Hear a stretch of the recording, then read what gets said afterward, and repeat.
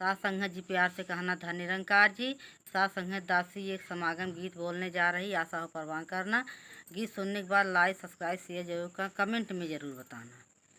जिया लागल समागम की ओर पियाली है चला मोर पियाना। जिया लागल समागम की ओर पियाली है चला मोर पियाना। बहुत निराली समागम कई बतिया, सोने का दिन हुआ चांदी का रतिया। बहुत निराली समागम कई बतिया, सोने का दिन हुआ चांदी का रतिया। हमारे जियरा में उठत हिलोर पियाली है चला मोर पियाना। हमारे जियरा में उठत हिलोर पियाली है चला मोर पियाना।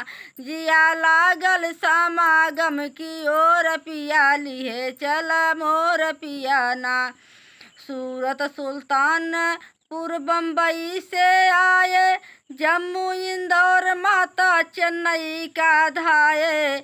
करे दुखियन कई मनवाया जोर पियाली है चला मोर पियाना।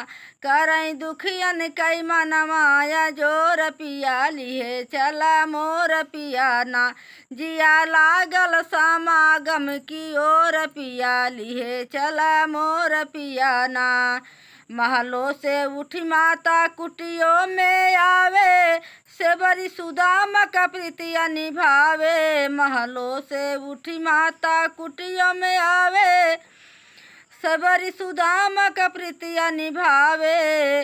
सुखी जग का कराई चित चोर पियाली है चला मोर पियाना।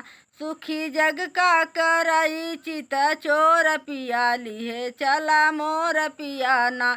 जिया लागल समागम की ओर पियाली है चला मोर पियाना। हारे हर जीत जग जीत गए भाई, हरि सुमिरन पद प्रीत गए पाई। हारे हर जीत जग जीत गए भाई, हरि सुमिरन पद प्रीत गए पाई। जे न माने तो नहीं कौनो जोर पियाली है चला मोर पियाना। जे न माने तो नहीं कौनो जोर पियाली है चला मोर पियाना। जिया लागल समागम की ओर पियाली है चला मोर पियाना। साथ संगत प्यार से कहना था निरंकार जी।